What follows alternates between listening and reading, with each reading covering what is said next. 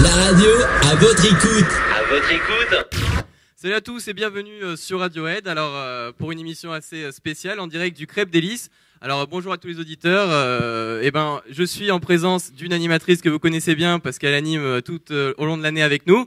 Alors on a Nessa. Salut à tous. Salut Nessa, tu vas bien? Ça va et toi? Ça va super. Alors on a aussi un invité un peu spécial, Sébastien, qui travaille aussi un peu avec Radiohead, donc parmi son association. Donc Sébastien, toi tu vas devoir te présenter aux auditeurs de Radiohead. Bonjour à tous, je m'appelle Sébastien Auxerre, je suis le président d'une junior asso de mon lycée qui s'appelle l'ALBAS, Association lycéenne pour l'animation et la solidarité, et aussi également président d'une autre association qui s'appelle l'Union démocratique des élus et des lycéens, qui est une association de loi 1901.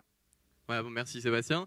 Donc Sébastien a participé avec nous pour le débat. Là, pendant à peu près 1 heure, on va débattre sur le thème phare des discriminations, puisque c'est aussi le thème de la soirée que vous pourrez suivre en direct également sur Radiohead avec un concert. Alors on a aussi Tony qui est avec nous. Exactement, bonsoir à tout le monde. Bonsoir Tony, alors présente-toi aussi un petit peu pour les auditeurs de Radiohead. Tony Denza, je fais de la musique et je suis ici avec le groupe Sbatata qui va jouer ce soir aussi pour justement cette journée qui participe à la semaine contre le racisme. Voilà, donc vous pourrez entendre les Sbatata tout à l'heure à partir de 21h en direct sur Radiohead également. Et pour le débat, il y a aussi justement un artiste avec nous qui est de Sbatata qui s'appelle Eski qui parlera au nom du groupe tout simplement. Voilà, passe le micro pour qu'il se présente un petit peu aux auditeurs. Bonsoir. La France ou le Sud. En tout cas, tous les auditeurs. Voilà, Eski, je viens de Marseille. Je fais du rap. Ça fait 2 ans. Et voilà quoi.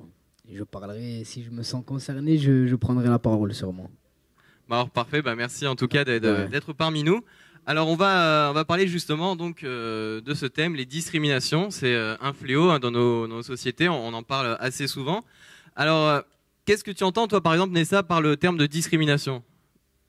Le racisme. Oui, c'en est une forme par exemple. Alors on rappelle aussi également à tous les auditeurs que vous pourrez à tout moment interagir avec nous sur le chat. Donc vous connaissez bien sur www.radiohead.fr.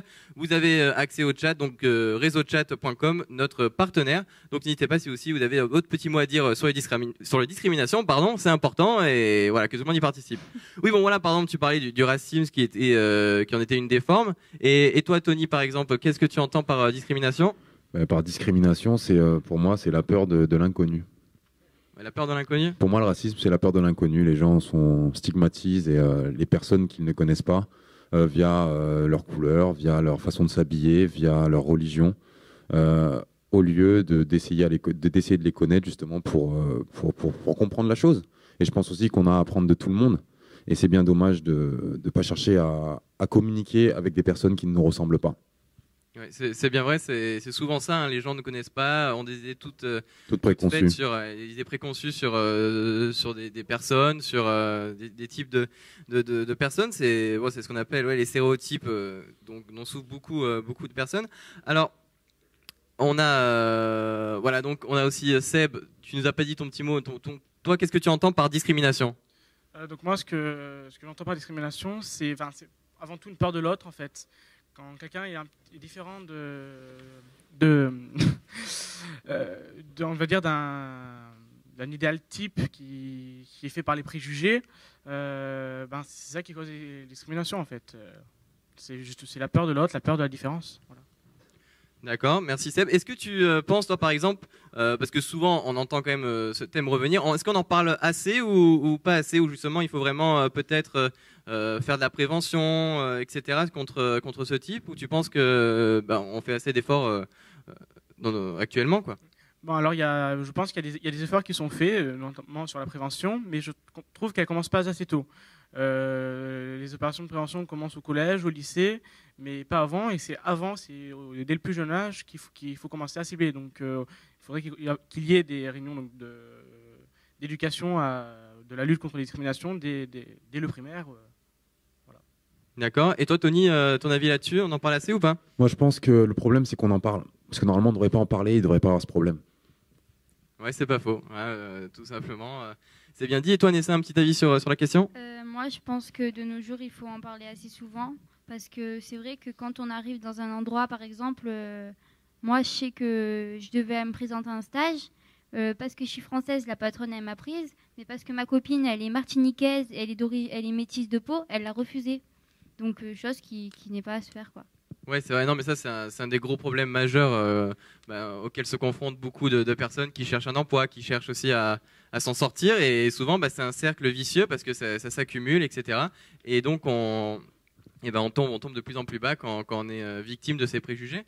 Voilà, on voit aussi souvent des artistes qui s'engagent justement contre ce fléau. Est-ce que les Sbatata, vous avez fait par exemple des sons qui dénonçaient ce problème, etc.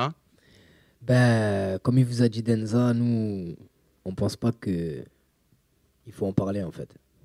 D'accord. Il faut pas y penser parce que si on y pense trop, après c'est là que ça se crée. Parce que si on dit tout le temps les racistes, on les juge, on dit les racistes, si les racistes, ça, la discrimination, on se plaint, à la fin, c'est normal quand on récolte ce que l'on sème, c'est normal.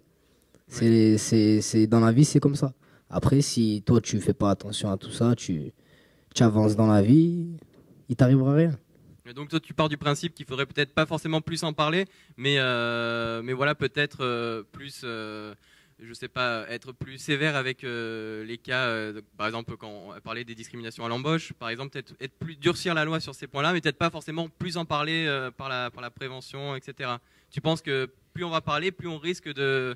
Non, mais c'est pas ça, c'est que les patrons d'entreprise, après, ils font pas tous la discrimination. Faut pas généraliser, parce que nous, on a tendance toujours à généraliser, à dire tous les patrons font de la discrimination, toutes les entreprises font du racisme, alors que c'est pas le cas. Il y a des gens qui sont pas forcément racistes et qui engagent des jeunes comme nous. Et voilà. Non, mais ça, Moi, je connais c'est d'en parler. beaucoup de jeunes dans mon quartier. C'est pas des Einstein ou des. Ils n'ont pas le bac plus 3, mais ils ont du travail. Ils trouvent du travail parce qu'il y a encore des patrons qui acceptent des gens inconnus, comme vous disiez. D'accord, ok. Ouais, c'est bien aussi de parler des bons exemples, c'est sûr. Exactement. Voilà. Il y a aussi un autre souci, je trouve, c'est que c'est bien dommage qu'on doit en arriver à faire de la discrimination positive pour. Je trouve que c'est plus raciste de faire ça et je trouve ça dommage. Moi, je pense que quelqu'un qui a des compétences égales, qu'il soit noir, blanc, chinois, il faut juste prendre la personne qui est la plus motivée, c'est tout, peu importe sa couleur. Et c'est pas, ils font des lois aujourd'hui de façon à ce que un blanc et un noir, s'ils ont la même capacité, on va prendre le noir. Mais j'ai l'impression que ça devient du piston. C'est la même chose qu'avant, en vrai. Et je suis plus partisan du fait de employer la personne qui est la plus motivée, qui est apte à avoir le travail, peu importe sa couleur, peu importe sa religion, peu importe sa façon de s'habiller, tant qu'il opère le travail comme il doit être fait et qu'il le fait consciencieusement, c'est l'essentiel. Après, nous aussi, on a cette vision-là parce qu'on est natif de Marseille, et Marseille reste une ville où il y a eu un brassement ethnique depuis toujours. Donc tu descends n'importe où, tu vas croiser dans la même rue un noir, un blanc, un jaune, un pakistanais, tout le monde se parle, tout le monde communique entre eux. C'est moins communautaire que certaines autres villes en France. Et par rapport à ça, nous à Marseille, en tout cas, on ressent, à mon avis, moins le racisme que dans d'autres villes ou dans des petites bourgades où justement il n'y a que des blancs, entre parenthèses, sans être négatif, et il va y avoir qu'un seul noir ou qu'un seul arabe qui va être la cible de tout le village. On a cette chance-là d'être dans une grande ville. Oui, d'accord, je vois. Et je pense que les gens qui sont plus en position de se plaindre du racisme se trouvent surtout dans les petites villes, les villages et les campagnes. Et non pas dans les grandes villes. Oui, c'est vrai que dans les grandes villes, du fait qu'il y a beaucoup de monde, il y a, comme tu dis, un brassage. Mais je voulais te demander, tu parlais de discrimination positive, on va un peu expliquer le terme pour les auditeurs. C'est de faire en sorte de mettre tout le monde au même niveau en favorisant un groupe de personnes qui est censé être qui l'on pense est défavorisé. Exact. Par exemple, il y a Sciences Po Paris qui fait des concours pour l'entrée des jeunes en ZEP. Mais bon, je trouve quand même que c'est une façon de prendre en compte que c'est pas égal de partout, qu'il y a des endroits où c'est quand même plus compliqué d'étudier. Donc à côté de ça aussi, la discrimination positive, elle peut avoir des côtés assez sympas aussi. Bon, c'est sûr qu'en faisant ça, après, j'ai vu un reportage la dernière fois qui le montrait bien. Après, les élèves qui viennent de ZEP, justement, on les regarde différemment parce qu'ils ont eu un passe-droit. Exactement. C'est ce que je pensais. Mais bon, après, dans le fond, ça permet aussi à plus de personnes d'y accéder. Donc après, justement, on va vous demander justement après, qu'est-ce que vous préconisez pour lutter contre ça? Donc, si Ce tu qu'il vois faut d'autres formes. préconiser, c'est juste préconiser que les personnes utilisent leur cerveau et qu'ils soient plus intelligents, tout simplement. Sauf que le problème aussi, c'est que, par exemple, quand je prends l'exemple d'un jeune des cités et d'un jeune d'un quartier chic, il n'y aura pas le même capital culturel de départ. Donc il sera déjà, dès le début, défavorisé. Je suis pas d'accord avec toi, en fait. Pour moi, quelqu'un de bonne famille, entre parenthèses, aura sa culture qu'il aura engendrée grâce à ses parents, grâce au fait d'aller à droite, à gauche. Et celui de cité aura aussi une culture qui, certes, n'est peut-être pas la même, mais... Et aujourd'hui, on est en 2012, il y a Internet, tu tapes sur Google ce que tu veux, tu peux si tu es un minimum autodidacte, tu peux accéder à n'importe quelle culture. Les musées sont ouverts à tout le monde, il y a des jours où c'est gratuit. Tu peux t'éduquer tout seul. Après, à toi de ne pas bloquer sur TF1 ou sur M6, tu as d'autres chaînes qui viennent t'apprendre des choses plus intéressantes. Tu as l'école, si tu as arrêté l'école, il te reste Internet, il y a des bibliothèques. Je pense que c'est la volonté de chacun qui dépend de ça, de la culture. Bah déjà, les jeunes qui sont des ZEP qui arrivent à atteindre Sciences Po, ils sont déjà suffisamment débrouillards pour arriver à passer le concours. Parce qu'on ne va pas prendre, on va dire, des élèves qui ont totalement lâché le lycée, etc. Mais il y a toujours, même avec le meilleur autodidacte, il y aura toujours un petit temps, enfin, une différence avec le meilleur des... Mais moi, je pense aussi, surtout, c'est que là, on est dans les prémices de cette nouvelle loi, qui est la discrimination positive. Ça existe depuis beaucoup de temps aux États-Unis. Donc, il y a eu quelques années où c'était justement un balbutiement, où c'était compliqué. Et aujourd'hui, on peut voir, par rapport à l'exemple des États-Unis, qu'il y a beaucoup de gens de minorité qui sont chefs d'entreprise. Et ça se passe bien. Peut-être que nous, on comprend pas trop l'utilité aujourd'hui parce que c'est le début et que ça nous paraît juste ou injuste. Mais je pense qu'il faut peut-être laisser le truc se développer et se mettre en place. On est en France, on sait qu'on est super conservateur ici.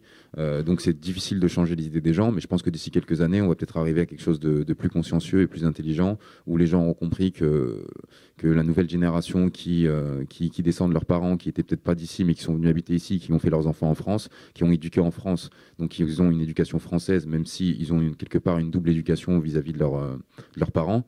Ils mangent français, ils ont des télévisions françaises, ils ont des magazines français, ils surfent sur des sites français. Donc c'est la même chose qu'un autre. Donc il faut juste attendre un minimum de temps pour que tout ça se remette en place.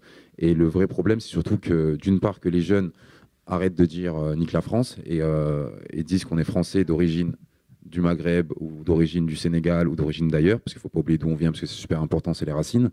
Et grâce à ça, une fois que ce mouvement sera fait, on sera tous justement bien français et avec toutes nos couleurs. D'accord, bah c'est bien parlé. C'est vrai que bon, pour avoir vu Sefiu ici au Crêpes d'Hélice, il avait bien précisé une fois. N'oubliez pas que vous êtes français quand il y avait des jeunes qui disaient. Non mais c'est vrai que. Allez le Maroc, allez la Tunisie. Et... Ouais, donc c'est vrai. Bah alors on va juste se passer une page de pub et le son de la fouine tous les mêmes parce que ça va bien avec l'événement. Et on se retrouve juste après donc pour la suite du débat. Merci à vous. Yeah.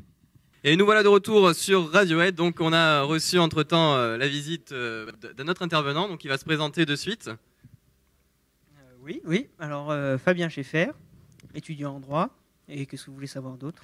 Ah bah je sais pas. Non, c'était simplement te présenter pour les auditeurs de Radiohead. Donc ils nous écoutent en direct. Donc on leur rappelle que vous pouvez à tout moment interagir sur le chat. On relaiera vos messages. Et si vous avez des interrogations ou si vous voulez aussi réagir sur les questions que l'on pose à l'antenne, n'hésitez surtout pas.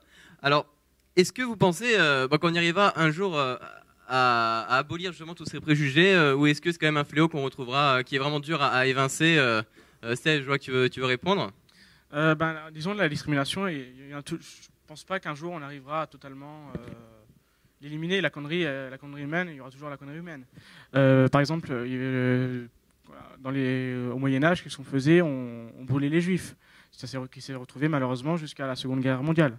Maintenant, c'est certes en France des formes moins violentes de discrimination, beaucoup moins violentes, mais dans d'autres pays, il y a toujours des choses horribles. Voilà, regardez à la tuerie de Toulouse, la personne qui était donc qui se revendiquait djihadiste, qui n'a rien, faut pas faire l'amalgame avec donc les musulmans, bien entendu. Ils sont les pris à des enfants juifs. Ouais, mais tu es d'accord avec moi, c'est un acte isolé quand même. C'est un acte, oui, voilà, c'est un acte très isolé et heureusement. Oui, donc tu penses quand même peut-être qu'un jour on pourrait essayer à avoir peut-être une diminution. Toi, Nessa, tu voulais Oui, dire une quelque chose Moi, je pense que non, ça s'arrêtera jamais. Les gens, ils s'arrêteront Un jamais. peu pessimiste tout ça. Les gens, ils s'arrêtent jamais de juger quoi qu'on fasse, quoi qu'on dise, c'est toujours la même chose. Donc, dans tous les cas, il faut vivre pour soi et puis ne plus écouter les préjugés. D'accord. Et Tony, peut-être une réaction sur ça. Tu penses qu'on pourrait en venir à bout ou pas du tout? Il y avait une phrase qui disait les racistes, c'est comme le racisme, ça ne devrait pas exister, cela même étant du racisme. Donc pour moi, c'est le serpent qui se mord la queue, tout simplement. Et de tout temps, on a eu des pensées différentes. On est tous. Après le terme raciste, si on prend vraiment sa définition, c'est le fait d'être contre une race. Mais aujourd'hui, on est tous racistes, pas contre une race, mais on a tous des préjugés sur les gens. On va dire les Japonais, les Chinois, ils font ça, les Noirs, ils font ça, les Blancs, ils font ça. On a tous ça en nous, qu'on le veuille ou non. Ça serait se mentir à soi-même de dire qu'on aime tout le monde et qu'on n'a pas de préjugés sur les gens. Parce qu'on les a et c'est humain, et l'humain, il a ça en lui. Moi, je pense surtout, c'est que il faut qu'il y ait du mal pour que le bien existe. Si tout était bien, on ferait plus rien, c'est qu'on est devenus des robots. On reste humain, donc il y aura tout le temps des problèmes de gens qui aiment pas lui, qui aiment pas lui. C'est souvent en corrélation avec les vagues d'immigration, surtout pour la France. À une époque, c'était raciste contre les Corses, après ça a été raciste contre les Maghrébins, après là, c'est les pays de l'Est. Un peu de musique pour mettre de l'ambiance. Ah bah, c'était un solo de Santana. Ouais, et donc voilà, donc je pense que c'est humain, tout simplement, c'est humain. Après, pour en revenir à la problématique qu'il y a eu par rapport à Toulouse, là, vis-à-vis d'un gars qui s'auto-revendique de Al-Qaïda, qui dit qu'il a essayé de flinguer dans une école de personnes juives, je pense qu'il faut pas. Oui, avant, il a flingué des parachutistes qui n'étaient pas forcément juifs. Je pense qu'il faut. Le problème là-dedans, c'est pas qu'il ait tué des juifs ou pas des juifs. Le problème, déjà, c'est qu'il a tué des enfants, avant tout. Qu'ils soient, peu importe leur religion, peu importe leur couleur. Et c'est ça la problématique. Et l'autre problématique, c'est qu'aujourd'hui, on est en pleine préparation des élections et qu'il y a beaucoup de partis politiques qui se servent de ça pour monter au créneau, de prendre d'un détail, d'en faire une grosse pagaille pour faire naître dans la tête des gens que tout ce qui est musulman vont tuer des petits. Et c'est ça le problème, en fait, c'est qu'on en fait trop vite un grand écart.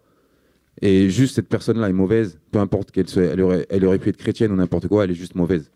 Ouais, je suis d'accord avec toi. Et justement, aussi, ouais. Fabien, tu voulais peut-être réagir sur ce point? Et sur ce qu'il vient de dire, oui, sur les politiques, le rôle des politiques exact. Qui sont montés, etc.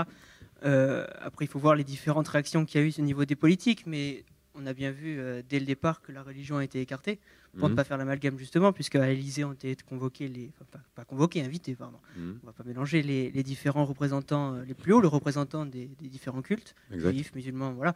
Donc pour bien afficher un message commun, disant que la religion n'avait absolument rien à faire ici, qu'elle était absolument mal instrumentalisée par la personne elle-même. Exactement. Justement, voilà. Après, les politiques, qu'est-ce qu'on pourra toujours critiquer qu'ils aient déclenché le plan Vigipirate écarlate. Bon. Après, si jamais on jauge bien, il restait encore l'état d'urgence et les pleins pouvoirs. On peut dire qu'ils ne sont pas allés encore jusqu'au bout. Mais bon, au moins, ils l'ont retrouvé en 2 jours et il n'y a pas eu de nouveaux crimes. Donc, on peut au moins déjà tous se dire que sur ce bilan-là, tout est pas mal. Hein, surtout que les policiers, Dieu merci, ils sont encore en vie. Donc au final, la seule perte qu'il y a eu, c'est ce terroriste. Exactement. Voilà. Et ben justement, Fabien, je voulais te poser la question, puisque tu fais des études en droit, etc. Qu'est-ce que les pouvoirs publics pourraient concrètement mettre en place pour lutter contre ce fléau? Le terrorisme ou le racisme? Le racisme, plutôt la discrimination, parce que... Qu'est-ce qu'ils font? Ils font toujours quelque chose, hein, de toute façon. Tout ce qui fait un titre d'inventeur fait ensuite un titre d'une loi. Donc c'est simple. Hein. Un toutou qui mord, par exemple, et ben on va faire une loi contre les toutous qui mordent. Une personne qui se noie dans une piscine, on va faire une loi contre les personnes qui se noient dans les piscines. On oublie tout à fait qu'il existe depuis l'Antiquité, le code justinien, enfin après on état de la culture bien sûr, mais il existe le 1382, la responsabilité civile. Oui. Tout fait quelconque de l'homme qui cause à autrui un dommage oblige celui par la faute duquel il est arrivé à le réparer. Bon bref, ça veut dire qu'un toutou baveux qui mord quelqu'un, et ben, ça oblige bien sûr la personne qui est responsable du toutou baveux à réparer. Alors pourquoi est-ce qu'on va faire une loi pour régler ce problème? Il existera toujours. Après, là, qu'est-ce qu'on pourrait faire contre les discriminations? Le racisme ou les discriminations, il faut voir la différence aussi, parce qu'après, on peut très bien dire l'égalité homme-femme. Oui, non, bien sûr, c'est une discrimination également. Et à l'intérieur même, si jamais on peut appeler ça une race de personnes. Bon, ouais, bon, les races, oui, c'est un terme non, qui a oui, oui, évolué tout depuis, à fait. depuis un Donc, moment de temps. euh, D'ailleurs, il y a un très joli tag qui le rappelle qu'il n'y a qu'une seule race, les humains. Voilà. Voilà, tout à fait. Donc après, il faut voir ce qu'on entend par discrimination, machin. Bon, après, je pense que au niveau égalité homme-femme, les pouvoirs publics, qu'est-ce qu'ils peuvent faire dans le mode d'élection. On l'a vu, par exemple, au Conseil général, etc. Il y a la parité homme-femme qui, malheureusement, avec la nouvelle réforme du conseiller territorial, vous le savez, qui va remplacer le conseiller général et enfin qui va fusionner le conseiller général et le conseiller régional, malheureusement, ça va se calquer sur le mode d'élection du conseiller régional qui est tout à fait... le mode de représentation des femmes n'est absolument pas assuré. D'ailleurs, il y a même une blague qui se dit entre administratifs, c'est qu'est-ce que c'est le féminin de conseiller général? Je sais pas. Suppléante. Non, non. Ouais, ça, c'est vrai que On dominera toujours, nous. c'est l'humour un peu noir, on va dire. Oui, donc ce système des quotas, vous croyez qu'il est suffisant? Toi, Tony, par exemple, Ben, je pense déjà que si à l'Assemblée, il y aurait un vrai panel de couleurs et de religions et de gens français, mais d'origines différentes, la majorité des jeunes se sentiraient plus concernés et iraient plus voter. Parce qu'aujourd'hui, quand on regarde les personnes qui se présentent, on n'a pas l'impression déjà qu'ils nous parlent, dans un premier lieu. Et dans un deuxième lieu, ben, on ne se sent pas concerné par ce qu'ils disent, hélas. Parce qu'aujourd'hui, ils calquent tous sur communiquer pour avoir des votes de la ménagère et des gens plus vieux. Mais de mon point de vue, ces gens-là ne voient pas dans le futur, dans le sens où les gens qui vont venir à voter sont les jeunes, donc nous, notre génération. Mais aujourd'hui, j'ai l'impression que personne ne nous parle. Donc on se sent tous pas concernés, donc on va tous pas voter. Et au final, on se fait tous avoir. D'accord. J'invite les jeunes... D'accord. Nessa, je donne la parole juste après, parce que lundi, on retransmet aussi un débat au Crêpes d'Hélice sur justement les 50 propositions de la Ligue avec la FOL. Donc justement, j'invite les jeunes à venir participer, parce qu'il y aura les représentants politiques de chaque candidat. Donc on pourra également donner notre point de vue et peut-être faire remonter des informations, peut-être ça sera entendu. Et voilà, donc Nessa, tu voulais rajouter quelque chose peut-être? Non, non, je voulais juste dire que j'étais d'accord avec Tony. Voilà. Elle est souvent d'accord avec moi quand même. Bon, je suis d'accord. Bon, et voilà, un petit mot peut-être, Sébastien, t'as pas entendu? Ouais, en fait, bon, c'est vrai que l'Assemblée nationale ou le Sénat est très peu représenté à la fois en jeunes, en personnes donc, de couleur et en femmes. Donc c'est insuffisant. Mais après, bon, il y a toujours la question sur les quotas. C'est si par exemple on fait la parité, les quotas de couleur, etc. Est-ce qu'on va être aussi bien, je parle en termes d'efficacité, représenté que si on aurait laissé, on va dire, tout le monde se présenter et que ce soit le meilleur qui l'emporte. Voilà. Mais après, est-ce qu'on est sûr que ça aurait été le meilleur qui l'emporte et pas, on va dire, le plus influent. Voilà. D'accord. Enfin, c'est vraiment une question qui a à débattre et qui. Voilà. Oui, Nessa? Moi, je pense qu'il n'y a pas de meilleur. C'est tous les mêmes et ça ne changera jamais. Oui, bah, il y a quand même des personnes qui se démarquent. On peut être d'accord sur ce point avec Sébastien. Sébastien. C'est la jeunesse de changer. Oui, voilà. Oui, alors Fabien, peut-être une petite réaction? Qu'est-ce que vous avez contre les vieux du Sénat? Ah. C'est vrai. La maison de retraite de la République, ça se mérite quand même. Non, mais il faut aussi voir le rôle du Sénat. C'est quand même de freiner l'ardeur des jeunes députés qui voudraient faire n'importe quoi. Bon, ça marche plus ou moins bien sûr. Mais non, même pas, parce que le Sénat est presque jamais à l'origine des projets de loi donc, qui sont déposés par le gouvernement. Bref, ça c'est un autre sujet. C'est vrai que le Sénat, c'est un petit peu ce qui est conservateur, ce qui empêche d'y aller trop vite, etc. Bon, après, on peut le critiquer, mais le fait que ce soit une population plus vieille, ouais. C'est voulu quand même. Oui, de toute façon, on n'est pas là pour parler du Sénat, non, ni des instances de la discrimination. Vous discriminez les vieux quand même ici, sur ce plateau. Alors. Mais on va justement continuer. Est-ce que, voilà, on a entendu il n'y a pas longtemps les féministes, bon, certaines, pas toutes, qui préconisent des mesures assez radicales pour lutter contre des discriminations hommes-femmes. Par exemple, la suppression d'une règle grammaticale qui dit que le masculin l'emporte sur le féminin. Bon, alors c'est vrai que les filles ici sont pas très représentées, mais je sais que Nessa compte pour deux. Je ne suis pas d'accord. Parce qu'elle est assez féministe, hein, on peut le dire comme ça, sans trop l'être. Mais voilà, donc Sébastien, toi, t'en penses quoi? Tu m'avais parlé un petit peu de ce sujet. Donc je trouve ça, je vais dire que Cash, je trouve ça bête, parce que à force de vouloir tout légiférer à tous les petits trucs, mademoiselle, la règle grammaticale, ça en ridiculise le féminisme à un point que la plupart des personnes commencent à être énervées du féminisme et à ne plus prendre ça au sérieux. Voilà. Et toi, Tony, un petit mot peut-être là-dessus? Moi, je pense que soit on fait tout, soit on fait rien. Je pense que c'est bien dans l'état actuel. Après, dire que le masculin prend la position, est prioritaire sur le masculin, sur le féminin dans la grammaire française, c'est comme ça depuis des siècles, donc c'est normal. Si on veut s'amuser à changer ça, ben après, il faut plus que les femmes demandent aux hommes de leur tenir la porte, ni même de réparer leur voiture, ni même de leur offrir des fleurs, etc., etc. Et je trouve ça dommage. Je trouve ça dommage parce que. Faut quand même garder des. Bah ouais, parce que c'est comme ça. Après, il n'y a pas d'histoire de sexe fort ou sexe faible de mon point de vue. Mais après, ça dépend encore de l'éducation de chacun. Mais Tous les mêmes. non, moi je pense que justement, on a à respecter les femmes. Déjà, on a tous une mère qu'on respecte. On peut avoir des sœurs, on peut avoir des copines, des amoureuses. Donc, dans tous les cas, on a besoin des femmes, qu'on le veuille ou non. Il y a un proverbe qui dit derrière un grand homme se cache une grande femme. Et c'est juste ça, tout simplement. Ouais. Bah, c'est bien, tu fais des belles interventions. Encore d'accord avec toi. Sans les femmes, il n'y aurait pas d'hommes, tout simplement. Ouais, exact. Sans les hommes, il n'y aurait pas de femmes. Ouais, après, c'est le même problème. Oui, voilà. C'est la poule ou l'œuf, tu vois. Après, c'est compliqué. Oui, voilà, après, c'est un débat. Ouais, après, on va aller loin. Enfin, voilà. Est-ce que vous pensez que l'élection, par exemple, de Barack Obama a eu un impact positif sur le racisme, du coup par exemple, Tony, toi, tu as un avis là-dessus? Je sais pas, j'ai juste le lendemain de son élection, j'avais l'impression que tous les blacks que je croisais avaient eu un bac plus 5 du jour au lendemain parce qu'Obama était devenu président. Je pense que c'est bien sur le papier et que c'est quand même intéressant de voir que l'État le plus puissant, entre parenthèses, de la Terre ait été le premier à faire ça. Après, j'ai plus la sensation que ça reste de la manipulation et de mettre un président noir au moment où c'est la merde pour avoir des excuses. Même si je trouve que c'est quand même bien de l'avoir fait en premier. Et voilà quoi. Après, c'est même nous, on a eu des premiers ministres femmes en premier comparé à d'autres gens. Je pense encore une fois qu'ils soient noirs, qu'ils soient blancs, qu'ils soient une femme, un homme ou quoi qu'est-ce, tant que c'est des personnes consciencieuses et qui essayent de faire avancer leur pays, c'est l'essentiel. D'accord. Sébastien, une réaction ou... En fait, je pense que l'élection de Barack Obama était plus symbolique qu'autre chose. Ça n'a pas réellement changé. Ça a plus marqué l'évolution d'une mentalité qui était faite avant qu'après. Je ne pense pas qu'il y a vraiment une évolution des discriminations d'un avant Obama et d'un après. C'est plus une évolution dans le temps qui, par exemple, je vais prendre l'exemple d'un noir qui était candidat pour être gouverneur de la Californie. Dans les sondages, il était gagnant à 60%.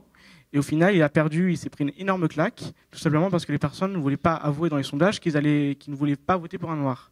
Et l'élection de Barack Obama montre une réelle évolution, c'est que maintenant, on élit la personne pour ses capacités et non plus pour sa couleur de peau. Mais bien entendu, ça reste à nuancer. Par exemple, le Tea Party, qu'on pourrait qualifier d'extrême droite, comme l'extrême droite française, par exemple, qui ont forcé Obama à montrer son acte de naissance pour montrer qu'il était bien américain, qu'il n'était pas musulman. Ça, c'est totalement intolérable pour une démocratie telle que les États-Unis. Et malheureusement, le Tea Party est un courant montant du Parti républicain. Oui, c'est vrai. En tout cas, oui, je suis d'accord avec toi. Bon, on a encore vu, c'est le hasard d'actualité parce que j'avais préparé le débat un petit peu avant, mais Barack Obama a aussi pris position aujourd'hui pour une affaire de mœurs aux États-Unis où un jeune homme noir est décédé des suites des coups d'un homme d'un latino.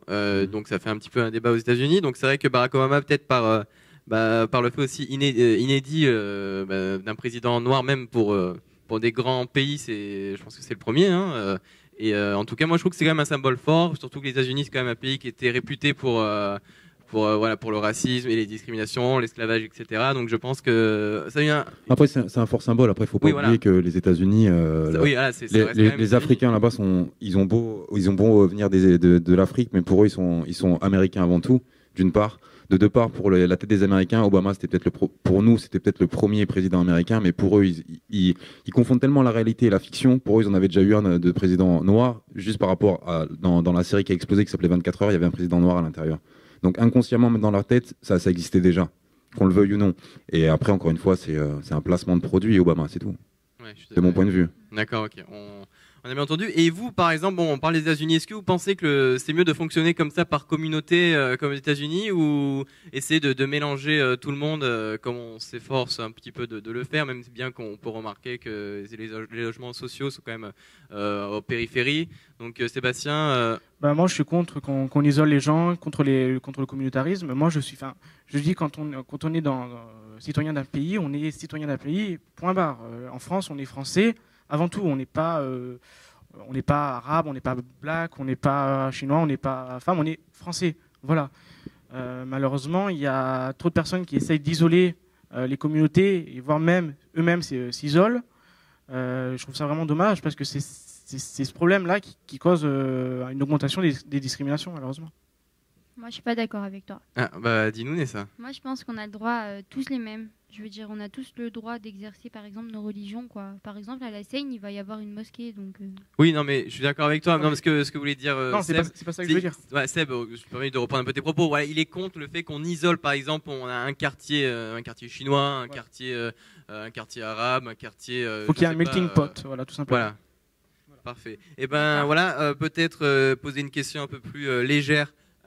Si vous aviez le choix pour faire un vœu, par exemple, un génie généreux vient à votre rencontre et vous demande de faire un vœu justement pour lutter contre ces discriminations, lequel serait le tien, Sébastien? C'est un peu comme on va dire les questions pour les Miss France. Je vais dire qu'il n'y ait plus de discrimination, mais je trouve ça un peu utopique. Donc voilà, je dirais plus de discrimination, même si c'est irréalisable pour moi. D'accord, Nessa, peut-être un petit mot là-dessus? Moi, plus d'insultes du genre nique ta race. Voilà. Ouais, voilà, peut-être supprimer un vocabulaire ou ni de la France, comme dit Sébastien. Voilà. Oui, voilà. C'est sûr qu'après, dans les pensées, ça peut être toujours présent. Et Tony, peut-être. Alors, toi, dis-nous. Moi, je vois toujours plus loin que les gens. Si j'ai le droit à un vœu, mon vœu, c'est d'avoir des vues limitées. D'accord. Voilà, et après, pour lutter simplement. avec tous tes vœux contre Exactement. toutes ces discriminations. Et Fabien, le tien, quel serait-il? Je pense que si on supprime les préjugés, on fera déjà un bon bout de chemin.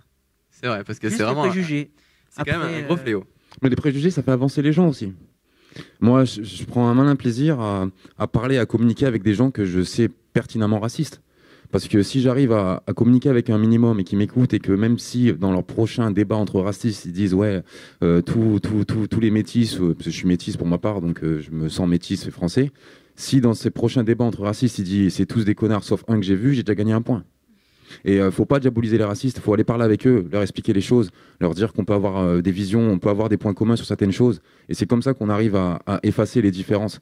C'est pas en restant chacun dans son coin, en se braquant avec des revolvers, en disant t'es raciste, je te tue, et que lui il me dit je suis noir, je te tue, qu'on va avancer à quelque chose. Et ça, c'est à cause des préjugés, justement. Justement, mais pour si effacer. on les supprime, on ouais, la mais base, tu pourras pas effacer des préjugés. Comme je disais tout à l'heure. Oui, c'est clair. Malheureusement, mais ça, c'est ce qu'on s'efforce de faire avec la loi. On n'y arrive pas, mais avec un génie, ça peut le faire. Ouais, mais après, on deviendrait encore une fois, comme je disais tout à l'heure, tous des robots. Et ça serait pas forcément mieux, je pense. Oui, c'est vrai, c'est bien qu'on ait des points de vue qui divergent. C'est grâce à ça qu'on peut avoir des débats. Si on pensait tous la même chose, on parlerait pas. Et donc on devient des robots super bêtes et cervelés. On va au travail le matin, on paye nos crédits, on dort, on mange, on va aux toilettes, on va au travail, on repaye nos crédits. C'est ce que veut la société de consommation d'aujourd'hui. Oui, bah, c'est bien dit. Sébastien, je vois que tu tiens le micro. Sur ce que tu as dit avec les racistes, donc je suis tout à fait d'accord avec toi. Je veux dire, si on commence à dire toi t'es un raciste, je refuse de débattre avec toi, on va pas avancer. C'est nul. Il y aura toujours du racisme et ce sera comme ça tout le temps. Pour ma part, moi, je connais des personnes qui votent pour des partis qu'on dit communément racistes, mais je prends plaisir à discuter avec eux, à savoir pourquoi ils sont comme ça. Donc certains vont me dire c'est à cause de la violence, mais je leur dis mais la violence c'est pas que uniquement une certaine catégorie de personnes, c'est un peu tout le monde. Et on essaie d'avancer, de les convaincre que faire trop d'amalgame, etc. C'est contre les valeurs de la République et que c'est contre même la base de leurs valeurs, parce que pour eux, ils disent qu'ils sont racistes parce que les personnes enfreignent certaines valeurs de la République, mais en étant raciste, tu enfreins les valeurs de la République toi-même. C'est clair. Moi, je vois qu'un seul mot, c'est solidarité. Bah, c'est bien. Très joli. Si le génie aussi pourrait en donner un petit peu plus, ça ferait pas de mal, j'ai envie de vous dire. Et peut-être pour terminer, parce qu'on doit rendre l'antenne, mais est-ce que vous, personnellement, je voulais vous demander, vraiment que vous ayez un petit mot à dire ou continuer un peu les débats sur certaines questions, certains points qu'on a soulevés, mais est-ce que vous avez déjà été victime de discrimination? Si oui, lesquelles? Par exemple, Sébastien Donc moi, c'était au collège. En fait, j'avais sauté une classe.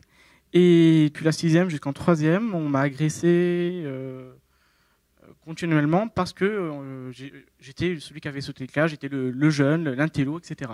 Sinon, j'ai déjà eu aussi au lycée une discrimination qui était totalement à tort. Donc c'était sur l'homophobie. En fait, donc, je ne suis pas homosexuel, mais j'avais participé pour mon association à la marche des fiertés de Marseille. Et donc, La Gay Pride, pour voilà, ceux qui... la Gay Pride. Et j'avais participé. Donc, il y a eu des débats avec certaines personnes sur Facebook qui sont restées totalement saines, pas d'insultes, etc. Mais une fois que je suis arrivé au lycée à la rentrée, etc., il y a un certain groupe de jeunes qui ont commencé à me traiter de sale pédé, va sucer des types, etc. Voilà. Ouais, tu nous appelleras les termes exacts. Oui, voilà. Mais c'est de l'homophobie et j'en ai été victime, malgré moi. Voilà. D'accord. Moi, Vas-y, Nessa, dis-nous. j'ai l'un de mes meilleurs potes avec qui je reste assez souvent et donc il est gay. Et je veux dire, la plupart du temps, c'est des wesh de cité qui passent en lui disant wesh, vas-y, tu veux que je te nique. Donc après, il reçoit des appels, du genre des menaces. Donc ces wesh-là, après, quand ils sont en face de moi, ils disent plus rien. Wesh, c'est les personnes qui vivent dans les cités. Voilà, ouais, donc c'est pas que j'ai quelque chose contre eux, mais bon, chacun vit sa sexualité, quoi. Donc chacun est comme il est. Voilà. Et puis en CP, j'étais vraiment petite et j'avais l'une de mes meilleures amies qui était métisse. Ben, ils sont allés, il y en a une, donc elle avait des origines espagnoles et elle se moquait d'elle du genre oh t'es métisse donc je veux pas de toi. Ouais. Donc, mais ça commence tôt hein, dans les voilà. cours de récré, mais ça c'est parce que les enfants entendent les parents parler. Du coup, moi, ma copine, elle la était toute socialisation, seule. il joue beaucoup quand même. C'est pour ça que justement je disais que la lutte contre les discriminations, il faut le faire dès le début, dès le plus jeune âge. Ouais. C'est pas arrivé au collège Où c'est ancré, ça commence à être voilà, ancré. c'est déjà ancré. En plus, c'est l'âge con. Faut le faire dès le début. Voilà. Nessa, tu voulais peut-être terminer parce qu'on t'a coupé un petit peu. Ouais, parce que en fait, du coup, moi, mon amie, elle était toute seule et donc la seule amie qu'elle avait, c'était moi, quoi. Parce que je me pense qu'on est tous les mêmes. À 6 ans, j'avais déjà dans la tête qu'on était tous pareils, qu'on soit blanc, noir, bleu, rouge, vert. Bleu, voilà, c'est les schtroumpfs. Non, mais voilà, En tout cas, merci Lisa. C'est un beau message que tu nous adresses. Tout le monde n'a pas ta mentalité. Tony, peut-être un petit mot là-dessus. Est-ce que tu as déjà été victime de discrimination? Non, pour moi, il n'y a pas de problème, il n'y a que des solutions. Il faut juste trouver les solutions, en fait. Bon, c'est et il faut encore discuter avec les gens, et c'est ce qui permet d'avancer, de mon point de vue, et éviter les préjugés. Et si on en a, allez rencontrer les préjugés et poser des questions à ces gens-là, ils vont vous répondre. Ok, c'est parfait, on enregistre. Même si c'est négatif. Même si c'est négatif, on ne peut pas être d'accord sur tout, encore une fois. Oui, non, mais c'est sûr, c'est vrai. Et c'est bien. C'est pas plus mal, ça nous permet d'échanger. C'est clair, c'est ce que je pense. Alors Fabien, tu peut-être été déjà victime de discrimination ou pas toi? Oui. J'étais un petit bleu-bite. J'arrivais sur un plateau, tu vois, où on m'interviewait et j'avais vraiment soif et on m'a absolument interdit de boire, tu vois. Ça, c'est horrible. Hein. Et en plus, il s'appelait Jimmy, celui qui interviewait. C'était terrible. Ah ouais. Mais juste d'arriver, je me suis fait martyriser. Ah ouais. Il y en avait 2-3 autres qui étaient en train de se marrer. Là, tu vois. Écoute, c'est nul. Il y a des gens comme ça. C'est nul. Je suis d'accord avec toi. On devrait éradiquer ce genre de personnes. Ouais. Voilà, écoutez, je pense qu'on va arriver au terme. Peut-être un petit message, un petit mot de la fin, comme on aime le faire sur Radiohead après nos libres antennes. On va essayer d'en faire un petit ici. Alors, Tony, un petit mot de la fin. Toi, tu as toujours des belles phrases à nous sortir. Le mot de la fin, ce n'est que le début. Ah, pas mal. Bon, début d'un renouveau, on imagine. C'est ça, d'un changement peut-être. Ouais, une nouvelle ère. Pour moi, c'est une évolution, tout simplement. Il faut évoluer. D'accord. Bon, c'est une perspective positive. Positive, exactement. Voilà. Nessa, peut-être un mot de la fin. Pour moi, ça sera solidarité, liberté, égalité, fraternité. Une nouvelle devise pour la France, pourquoi pas. On va refaire imprimer les pièces. Sébastien. Vanessa m'a devancé. J'allais dire, pour moi, pour lutter contre la discrimination, il faut appliquer la devise de la République qui est liberté, égalité, fraternité. Voilà, c'est vrai que c'est du réchauffé maintenant qu'elle a déjà fait, mais bon, on sait bien on a de bonnes idées, moi et Vanessa. Voilà, c'est ça. Faut se dire que vous êtes sur la même longueur d'onde. Pas toutes les mêmes, mais bon. Alors, Fabien. Private joke, je dirais qu'on change nous-mêmes d'abord, qu'on n'attende pas toute la loi, parce qu'elle peut absolument rien faire pour ce genre de choses, les discriminations. Et sincèrement, c'est à nous de faire tout le truc, tout le travail. Et si jamais on ne change pas nous-mêmes, il ne faut pas attendre que ce soit d'autres personnes qui prennent la décision pour nous. Je suis d'accord. À toi, Timbo. Moi, j'aurais qu'une chose à dire, c'est d'aller vers les autres, d'essayer d'apprendre à connaître les autres, parce que c'est souvent en faisant le premier pas qu'on découvre vraiment quelqu'un d'extraordinaire. Et quand on passe au-delà de nos idées préconçues, de ce qu'on peut penser, des fois c'est pas facile parce que c'est quelque chose qui est ancré en nous, mais une fois qu'on a vraiment fait ce pas, et je peux vous assurer que ça vaut vraiment le coup. Donc j'invite tout le monde à le faire, aussi bien auditeurs que chroniqueurs présents ou public qui est parmi nous, et en tout cas vous verrez, ça sera vraiment quelque chose que vous ne regrettez pas. Bon, alors merci à tous d'avoir été présents parmi nous. Je remercie bien Nessa. Après, je remercie Sébastien, Fabien et bien sûr Tony qui nous a aiguillé de ses... là, il est appelé, il est overbooké. Merci encore. En tout cas, merci à vous en tout cas. D'être passé nous voir. Nous, on se donne rendez-vous donc juste après. Donc restez bien avec nous parce qu'on a le débat, le concert qui va arriver juste après. Donc voilà, ça ne fait que commencer. Si vous voulez rester, là, on va faire une petite pause. N'hésitez pas à rester sur Radiohead. Il y a que de la bonne musique qui passe en ce moment. Allez, on vous laisse. À toutes. Merci à tous d'avoir écouté. Merci aux chroniqueurs, à tout le monde, et à tout à l'heure. Au revoir. La radio à votre écoute. À votre écoute.